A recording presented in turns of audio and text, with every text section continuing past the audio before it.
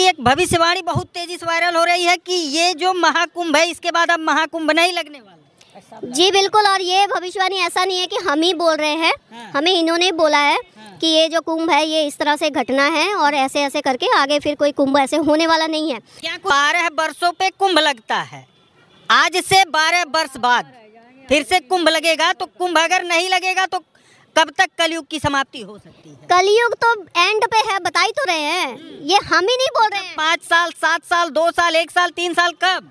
देखिए ये 2025, 2027, 2030 तक ये फाइनल सारा रिजल्ट सब लोगों के पास आ जाएगा, सबके पास आ जाएगा। क्या होने वाला तक ये धरती नहीं रहेगी, धरती नहीं, सत्ययुग की स्थापना हो चुकी होगी, लोग जागरूक हो चुके होंगे और जो सोए रहे होंगे उनको पता भी नहीं चलेगा वो कैसे सोए के सोए ही रहे और चले गए। क्या कुछ होने वाला है? दुनिया क्या होना है, जैसे कोरोना आया था ऐसे ही कोई बड़े बड़े घटनाएं होंगी और जाएंगी और कोई वो थोड़ी होना है। हेलो दोस्तों, नमस्कार, सत साहिब, राम राम। आप कैसे हैं? आई होप आप अच्छे होंगे। स्वागत है आपका हमारे फिर से एक नए वीडियो में। दोस्तों आज लेकर चल रहे हैं आपको महाकुंभ में। तो वहाँ पर एक ऐसी भविष्यवक्ता आई हुई है जिनका नाम है अनंता माता। तो उन्होंने 2025 के बारे में ऐसी जबरदस्त भविष्यवाणी की जो अत्यंत डरावनी थी। तो उन्होंने अपनी भविष्यवाणी में बताया कि ये जो महाकुंभ है ये आखिरी महाकुंभ है, इसके बाद कोई महाकुंभ नहीं होगा। और क्या कुछ भविष्यवाणियां की, तो ये हम आपको आगे वीडियो में दिखाते हैं। तो दोस्तों अभी तक वीडियो को लाइक नहीं किया है तो लाइक कर ले, और चैनल पर यदि नए हो तो चैनल को सब्सक्राइब कर ले, और बेल आइकन का बटन हो तो उसको जरूर दबाएं। तो आइए देखते हैं पहले ये वीडियो। आपकी एक भविष्यवाणी बहुत तेजी से वायरल हो रही है कि ये जो महाकुंभ है इसके बाद अब महाकुंभ नहीं लगने वाला। जी बिल्कुल, और ये भविष्यवाणी ऐसा नहीं है कि हम ही बोल रहे हैं, हमें इन्होंने बोला है कि ये जो कुंभ है ये इस तरह से घटना है और ऐसे ऐसे करके आगे फिर कोई कुंभ ऐसे होने वाला नहीं है। क्या कुछ होने वाला है माता जी, एक बार बताइए। होने वाला क्या बोलेंगे, मतलब कि अब जो है ये कलयुग का जो आखिरी समय है, वो निकल जाएगा। कलयुग का तो ये अभी प्रथम चरण है। जी नहीं, ये आखिरी है, ये एंड है। ब्रह्मांड में मतलब घटनाओं में ना सतयुग की स्थापना हो चुकी है, कलयुग की समाप्ति होने वाली, ब्रह्मांड में हो चुकी है। यहाँ पर लीला होने वाली है, धरती पर लीला होने वाली है। और इस वक्त जो माँ काली और महाकाल, काल भैरव और हनुमान जी तांडव करेंगे और कर रहे हैं। कलयुग की समाप्ति कब तक होगी माता जी, भविष्यवाणी की? देखिए कलयुग के कोई फिक्स टाइम नहीं है कि आज ही हो जाएगी, ये एक प्रोसेस है, धीरे धीरे। 12 वर्षों पे कुंभ लगता है, आज से 12 वर्ष बाद फिर से कुंभ लगेगा, तो कुंभ अगर नहीं लगेगा तो कब तक कलयुग की समाप्ति हो सकती है? कलयुग तो एंड पे है, बता ही तो रहे हैं, ये हम ही नहीं बोल रहे हैं। 5 साल, 7 साल, 2 साल, 1 साल, 3 साल, कब? देखिए ये 2025, 2027, 2030 तक ये फाइनल सारा रिजल्ट सब लोगों के पास आ जाएगा, सबके पास आ जाएगा। क्या होने वाला तक ये धरती नहीं रहेगी, धरती नहीं, सत्ययुग की स्थापना हो चुकी होगी, लोग जागरूक हो चुके होंगे और जो सोए रहे होंगे उनको पता भी नहीं चलेगा वो कैसे सोए के सोए ही रहे और चले गए। क्या कुछ होने वाला है? दुनिया क्या होना है, जैसे कोरोना आया था ऐसे ही कोई बड़े बड़े घटनाएं होंगी और जाएंगी और कोई वो थोड़ी होना है। कॉमन सेंस है ना। अब मान लीजिए कोरोना में क्या हुआ, क्या क्या हो रहा है, कहीं से भूचाल आ रहे हैं, कहीं पर कुछ हो रहा है, कहीं पर आग लग रही है। ऐसी ऐसी घटनाओं से ही, छोटी छोटी घटना नहीं, ऐसी ऐसी बड़ी बड़ी घटनाओं से ही पृथ्वी रहेगी, लोग सुधर जाएंगे, लोग सुधर जाएंगे। बिल्कुल वही लोग रहेंगे इस धरती पर, सिर्फ 5% लोग होंगे जो सत्य होंगे और वही वहाँ से सतयुग शुरू होगा। सिर्फ कर्म चेक होंगे, ये कर्म युद्ध है, ये धर्म युद्ध नहीं है। धर्मों के लिए मत लड़िए, कोई जात पात के लिए मत लड़िए, बस अपने कर्म चेक करिए।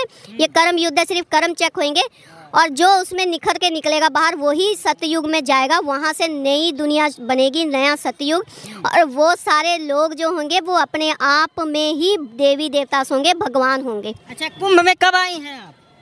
आज ही आए हैं। आज ही आए हैं जी, और आज ही आई है और आज एक बहुत बड़ी भविष्यवाणी कर दी है कि धरती तो रहेगी लेकिन लोग परिवर्तित हो जाएंगे, विचारधाराएं लोगों की परिवर्तित हो जाएंगी। बिल्कुल हो जाएगी, प्रोसेस में है, हो रही हैं। और वो जिनकी हो रही है ना वो बिल्कुल अलग कैटेगरी के लोग। और क्या कुछ होने वाला है माता जी? ये कम है क्या?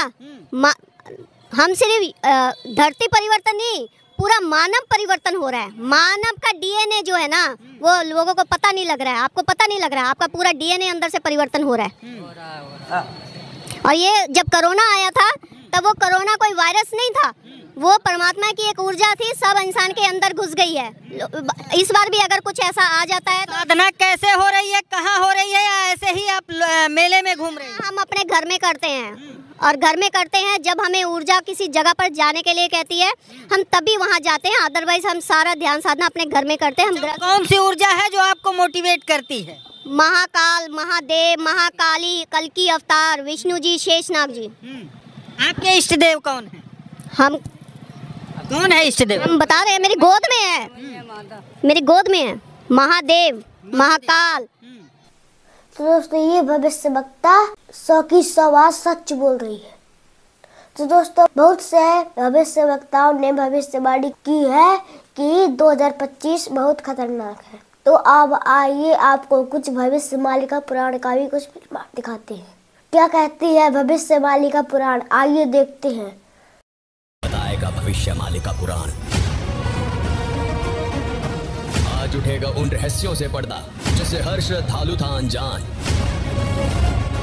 ना ये धर्म है ना ही सत्कर्म है, ये है सनातन में साधनाएं मनमुखी।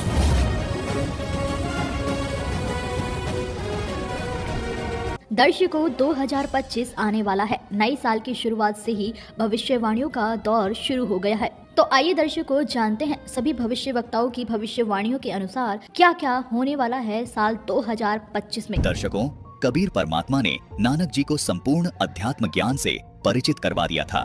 श्री नानक जी भी इस प्रकार की श्राद्ध क्रिया तथा कर्म कांडी साधना का पुरजोर खंडन करते थे, जिसका प्रमाण भाई बाले वाली श्री गुरु नानक देव जी की जन्म साखी में भी देखने को मिलता है। ये है भाई बाले वाली श्री गुरु नानक देव जी की जन्म साखी, जिसके पृष्ठ 428 पर मौजूद साखी दूनी चंद क्षत्रिय में लिखा है कि एक दिन श्री गुरु नानक देव जी महाराज नगर में गए। वहाँ एक क्षत्रिय तहसील लाहौर का रहता था। वह अति धनी था। वह गुरु जी को बहुत सत्कार के साथ अपने घर ले गया। उस दिन उसके घर में बहुत चहल पहल थी। गुरु जी ने पूछा, आज आपके घर में कौन सा उत्सव है? उसने कहा, आज मेरे पिताजी का श्राद्ध है। उसके उपलक्ष्य में 100 ब्राह्मणों को भोजन खिलाया है। गुरु जी ने कहा, तेरा पिता तो आज 3 दिन का भूखा है। वह तो उस सामने वाले वन में बघियाड़ की योनि में होकर बैठा है। उसके लिए वहाँ भोजन ले जा डरना नहीं। तुमको देखकर उसकी मनुष्य बुद्धि हो जाएगी। अब दुनीचंद भोजन लेकर वहाँ गया, देखा कि एक वृक्ष के नीचे व्याकुल हालत में बैठा है।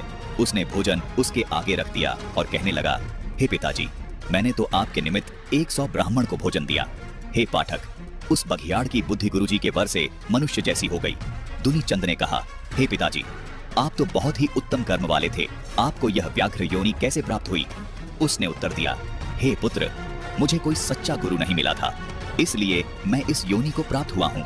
जब मेरा अंतिम समय था तो मुझे निकट से मांस की गंध आई तथा मांस के लिए मेरा मन ललचाया, जिसके परिणाम में मांसाहारी शरीर प्राप्त हुआ है। तुझे सच्चे गुरु की शरण लेनी चाहिए।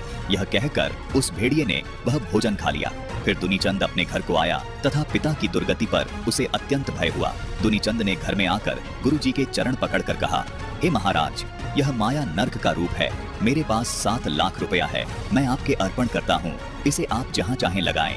यह माया तो मेरा परलोक नाश कर देगी, अथवा जैसे यह मेरे लोक परलोक में सहायक बने, वह मार्ग बताओ। दर्शकों, आपसे निवेदन है कि कर्म कांड और पाखंड पूजा को पूर्ण रूप से त्याग कर शास्त्र अनुकूल भक्ति अपनाएं। इस वर्तमान समय में शास्त्र अनुकूल साधना व भक्ति केवल संत रामपाल जी महाराज के पास है, और इनसे तत्व ज्ञान प्राप्त करके दीक्षित होने वाले सभी भाई व बहन योगी हैं।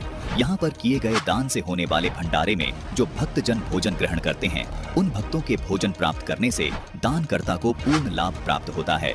दर्शकों, आपको ये भी बताना चाहेंगे कि इस भंडारे में दान केवल वो श्रद्धालु ही दे सकते हैं जो संत रामपाल जी महाराज से दीक्षित हैं। उन श्रद्धालुओं के द्वारा दिए गए दान का उनको अद्भुत लाभ प्राप्त होता है। यजमान सहित उनके पितृ व उपस्थित सर्व ब्राह्मणों का उद्धार हो जाता है। जैसा कि विष्णु पुराण के इस लेख से भी स्पष्ट होता है कि 1000 ब्राह्मणों की तुलना में एक योगी अर्थात एक शास्त्र विधि अनुसार भक्ति करने वाले भक्त को भोजन करवाने से यजमान सहित उनके पितृ व उपस्थित सर्व ब्राह्मणों का उद्धार हो जाता है। दर्शकों, संत रामपाल जी महाराज के आश्रम में सभी योगी जन भोजन करते हैं। वे अपने पूर्वजों सहित स्वयं का भी उद्धार करवा लेते हैं। विशेष बात यह है कि संत रामपाल जी महाराज द्वारा प्रदान की जाने वाली भक्ति विधि से साधक कभी भूत प्रेत पितृ की योनि प्राप्त नहीं करता। दर्शकों, जैसा कि कर्मकांडी ब्राह्मण व हिंदू धर्मगुरु कहते हैं कि हम जो कर्मकांड अर्थात श्राद्ध क्रिया, पिंडदान आदि क्रिया करवाते हैं वो पुराणों में लिखी हुई है। दर्शकों, इसे तो कर्मकांड क्रिया होने से भूत पूजा तथा पितृ पूजा कहा जाता है, जिसके विषय में गीता जी के अध्याय 9 के श्लोक 25 में स्पष्ट लिखा है कि भूतों की पूजा करने वाले भूत बनेंगे तथा पितरों की पूजा करने वाले पितरों को प्राप्त होंगे अर्थात पितृ बनेंगे। दर्शकों, विचारणीय विषय ये है कि संत रामपाल जी महाराज ने विष्णु पुराण से श्राद्ध विधि का जो श्रेष्ठ तरीका दिखाया है वो भी तो अपने पुराणों में ही लिखा है। इसको नजरअंदाज करने से ही हमारे पूर्वज प्रेत व पितृ बन गए। यदि हम भी उसी शास्त्र विरुद्ध कर्मकांड के द्वारा श्राद्ध क्रिया व पिंडदान क्रिया करेंगे जो भूतों व पितरों की पूजा है, तो हम भी पितृ व भूत योनि को प्राप्त हो जाएंगे। ये परमात्मा का अटल विधान है। इसका प्रमाण चारों वेदों का सार कहे जाने वाले पवित्र शास्त्र श्रीमद् भगवत गीता जी के अध्याय 9 के श्लोक 25 में वर्णित है तथा मार्कंडे पुराण में रोचे ऋषि के जन्म की कथा में भी लिखा है। दर्शकों, जो पुराणों के प्रमाण तथा जो श्रीमद् भगवत गीता जी के प्रमाण हमने आपको दिखाए हैं, वे प्रमाण संत रामपाल जी महाराज के सत्संग प्रवचनों में और भी विस्तार से देखने को मिलते हैं। दर्शकों, संत रामपाल जी महाराज द्वारा बताई गई आदि सनातनी भक्ति विधि की जानकारी सूक्ष्म वेद में अर्थात तत्व ज्ञान में बताई गई है। उस तत्व ज्ञान को वर्तमान समय में संत रामपाल जी महाराज के अतिरिक्त पूरे विश्व में कोई नहीं जानता। इसी कारण से हमारे पूर्वजों को भूत व पितृ बनकर इतना बड़ा खामियाजा भोगना पड़ा। आप सब शिक्षित हैं, अगर आप अब भी लकीर के फकीर बने रहे तो फिर शिक्षा प्राप्त करने का क्या लाभ हुआ। तत्व ज्ञान संत रामपाल जी महाराज सर्व पवित्र शास्त्रों से प्रमाणित करके दिखा रहे हैं। आप सभी को उस तत्व ज्ञान को गहराई से समझकर व संत रामपाल जी महाराज से नाम दीक्षा लेकर अपना तथा अपने पूर्वजों का जो भूत व पितृ योनि में कष्ट उठा रहे हैं उन सब का उद्धार करा लेना चाहिए। यदि आप पुराणों को ही सत्य मानते हैं तो विष्णु पुराण में तो यही स्पष्ट होता है कि यदि एक शास्त्र अनुकूल भक्ति करने वाले योगी को उन 1000 ब्राह्मणों की जगह भोजन खिलाया जाए तो वह उन ब्राह्मणों सहित सभी पितरों का उद्धार कर देता है। आज तक हमारे धर्मगुरु यही गलती करते रहे तथा उन्होंने शास्त्रों के इन पहलुओं पर ध्यान नहीं दिया, क्योंकि इन धर्मगुरुओं को स्वयं ज्ञान नहीं था जिससे पूर्ण मोक्ष हो सकता है। तत्व ज्ञान को अपने शास्त्रों से केवल संत रामपाल जी महाराज ने पूरे विश्व के सामने उजागर किया है। कृपया अब तो अपने मानव जीवन को सफल करें और अपने पूर्वजों का भी मोक्ष करवाएं, क्योंकि इस तत्व ज्ञान में बताई गई साधना का कोई साइड इफेक्ट नहीं है, यानी आप प्रेत व पितृ नहीं बनेंगे। दर्शकों, यदि आप गीता अध्याय 9 श्लोक 25 में दिए दिशा निर्देशों को दरकिनार करते हुए श्राद्ध व कर्मकांड करेंगे तो आपको इसके बहुत भयानक साइड इफेक्ट भुगतने पड़ेंगे। यानी यदि आप रानी मंदालसा द्वारा बताई गई विधि से कर्मकांड करोगे तो आप भूत व पितृ योनि को प्राप्त करेंगे, क्योंकि रुचि ऋषि के पूर्वजों ने उस साधना को किया जिसको वेदों में अविद्या बताया गया है। अर्थात श्राद्ध व कर्मकांड करने के साइड इफेक्ट ये हुए कि रुचि ऋषि के पूर्वज भूत व पितृ योनि को प्राप्त हुए। दर्शकों, यदि आप संत रामपाल जी महाराज द्वारा बताई गई शास्त्र प्रमाणित विधि के अनुसार तथा विष्णु पुराण के इस लेख के अनुसार श्राद्ध क्रिया करेंगे तो इसके कोई साइड इफेक्ट नहीं होंगे, बल्कि ये शास्त्र अनुसार साधना होने से आपके साथ साथ आपके पूर्वजों का भी उद्धार हो जाएगा। क्योंकि गीता जी के अनुसार भूत पूजने वाले भूत बनेंगे, पितृ पूजने वाले पितृ बनेंगे। ऐसी साधना करना मार्कंडे पुराण में अविद्या बताई गई है, यानी मूर्खों की साधना बताई है। हैरानी की बात है, फिर भी ये साधना शिक्षित समाज से इन कर्मकांडी धर्म गुरुओं द्वारा करवाई जा रही है। कृपया अब तो संभलें तथा संत रामपाल जी महाराज द्वारा बताई गई तत्व ज्ञान के आधार पर आदि सनातनी भक्ति करें तथा अपना व अपने परिवार का मोक्ष करवाएं। दर्शकों, आपका मोक्ष तभी संभव है जब गीता अध्याय 2 श्लोक 53 में जो कहा गया है कि हे अर्जुन, जिस समय तेरी बुद्धि भिन्न भिन्न प्रकार के विचलित करने वाले वचनों से हटकर जब एक तत्व ज्ञान पर स्थिर हो जाएगी तब तो तू योग को प्राप्त होगा, अर्थात तब तो तू योगी बनेगा, यानी भक्त बनेगा। दर्शकों, वह तत्व ज्ञान जिसके जानने से जिज्ञासु की बुद्धि स्थिर हो जाएगी और वह योग प्राप्त हो जाएगा, अर्थात योगी बनेगा। दर्शकों, इस वीडियो को देखकर आप दांतों तले उंगली दबाने पर मजबूर हो जाएंगे कि ये तो सचमुच संपूर्ण आध्यात्म ज्ञान की चाबी है। दर्शकों, जैसा कि आपको बताया कि काल ब्रह्म ने कुछ ज्ञान सूक्ष्म वेद से निकाल दिया था, उस संपूर्ण सूक्ष्म वेद को पुनः बताने के लिए स्वयं परम अक्षर ब्रह्म चारों युगों में आते हैं और अपनी वाणियों के माध्यम से सूक्ष्म वेद का संपूर्ण ज्ञान बोल बोल कर सुनाते हैं।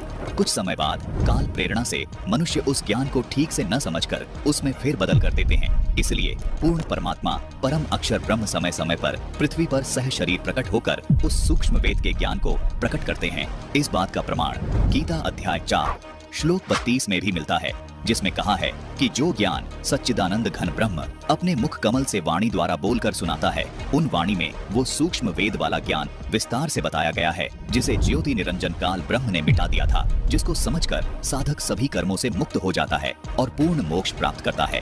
इसलिए गीता अध्याय 4 के श्लोक 34 में कहा है कि उस तत्व ज्ञान को तू तत्वदर्शी ज्ञानी से अर्थात तत्वदर्शी संत के पास जाकर समझ।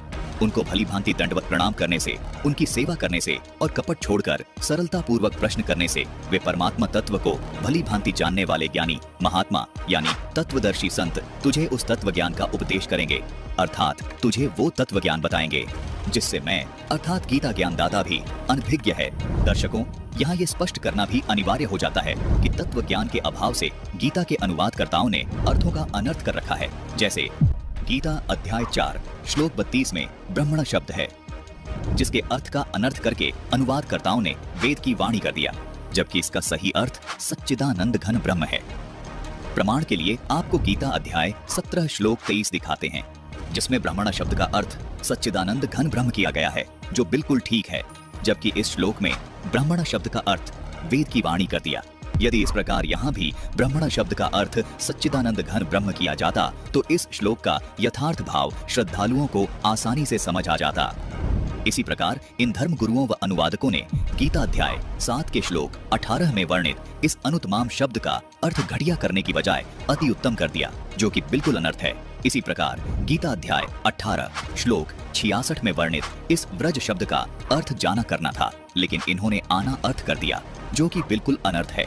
जबकि प्रमाण के लिए संस्कृत हिंदी शब्द कोश में भी स्पष्ट है कि व्रज का अर्थ जाना होता है, लेकिन इन तथाकथित धर्म गुरुओं व अनुवादकों ने व्रज शब्द का अर्थ गलत अनुवाद किया है।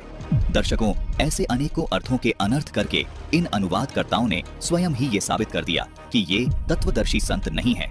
तत्वदर्शी संत के अभाव में ही गीता के श्लोकों के अर्थों के अनर्थ हुए हैं, जिसको आज यथार्थ रूप से स्वयं तत्वदर्शी संत रूप में आए संत रामपाल जी महाराज बता रहे हैं। वीडियो कैसी लगी अपनी राय कमेंट बॉक्स में जरूर दें। तो आज के वीडियो में इतना ही, मिलते हैं किसी नेक्स्ट वीडियो में, तब तक के लिए नमस्कार, साहब जय आदिरा।